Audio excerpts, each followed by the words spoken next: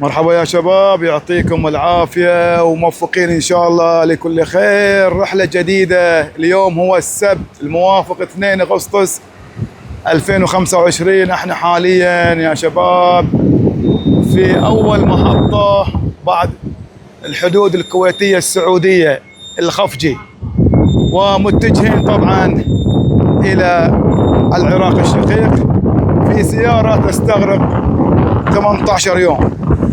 زيارة راح تستغرق يا شباب 18 يوم. طبعا احنا قاعدين نتنقل هالمرة في سيارات، هذه مثل هاي السيارة، وأيضا في سيارات مثل هاي الجماسي. مجموعات شبابية قاعد نتنقل في السفر إلى العراق الشقيق. وهذه هني في هاي المحطة شبابنا قاعد يتغدون ويضربون لك هالمكبوس دجاج. لا لا لا لا لا. عندكم يا شباب، عندنا شباب الحملة يتناولون وجبة الغداء. الشباب هنا يتناولون وجبة الغداء، واليوم الغداء يا جماعة الخير مكبوس دجاج. هذولين يبغون يسووا نفس السعوديين اخواننا. شوف الطريقة هاي احسن طريقة.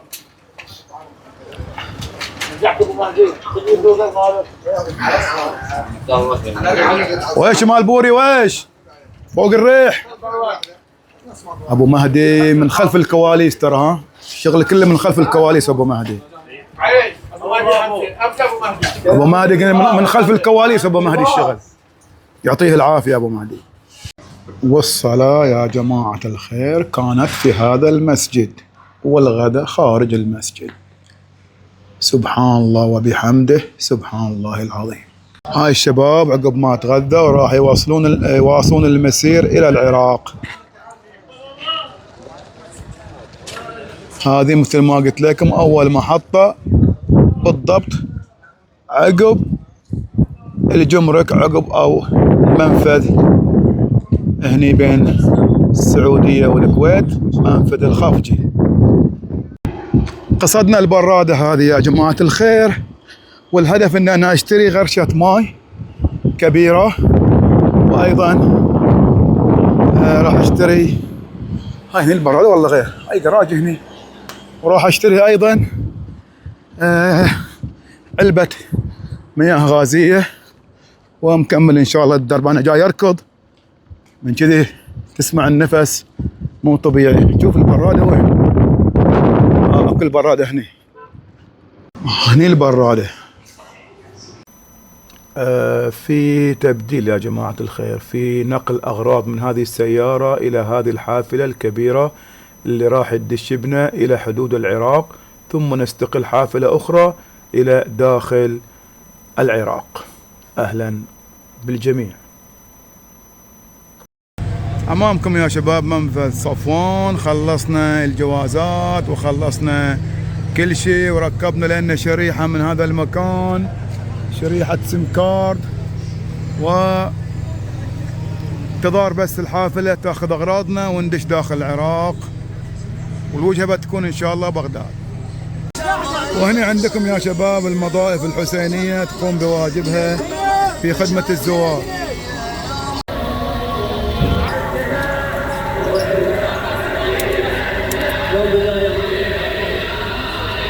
هنا عندك الزوار.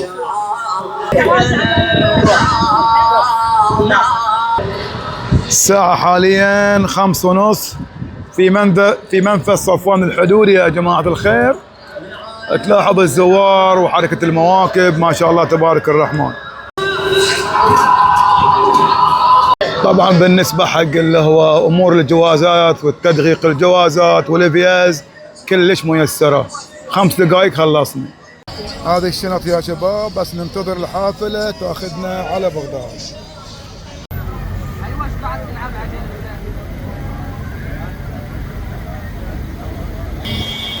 لا نملك إلا الدعاء لهؤلاء خدام الإمام الحسين عليه السلام في هذه المواكب التي تخدم الزوار هنا في منفذ صفوان، أن يكتب ما يقدمونه في ميزان حسناتهم، إنه سميع مجيب.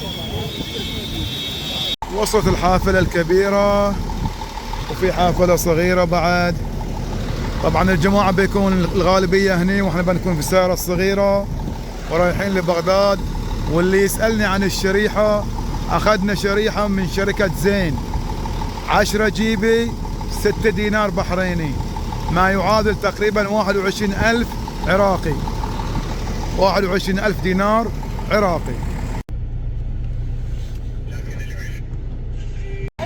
وبعد منفذ صفوان توقفنا في هاي المحطة يا شباب، زود بالوقود وزيارة دورات المياه. تلاحظون المشاية هني بعضهم ما شاء الله تبارك الرحمن، شايات ما شايات موجود. وهذا قدر العيش يا جماعة الخير وصل، قدر العيش والعشاء وصل.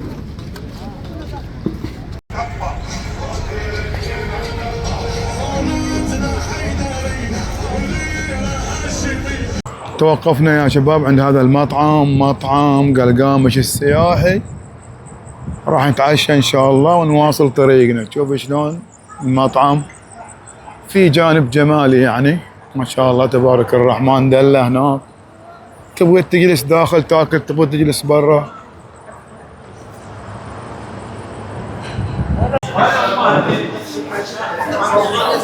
وهذه يا جماعة الخير وجبة العشاء، تشوف شلون ما شاء الله تبارك الرحمن. وهذه هنا عندكم الخبزات.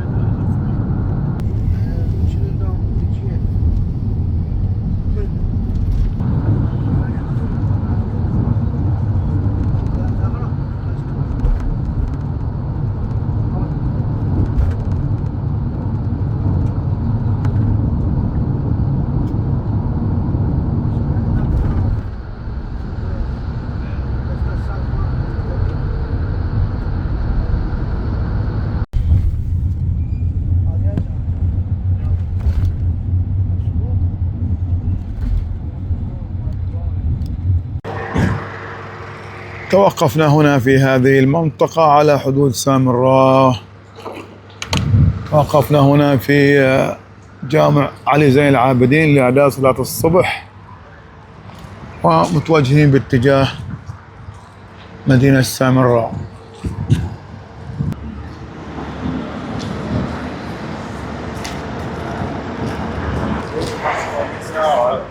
لله الحمد والمنة، صلينا صلاة الصبح ودعينا لكم، ونسأل الله الإجابة والقبول يا الله يا الله. طبعا إذا تسألني عن الموقع هذا المسجد في التاجيات أو الحماميات، هي قريب طبعا من منطقة التاجي أو مدينة التاجي هنا في هذه النواحي من العراق.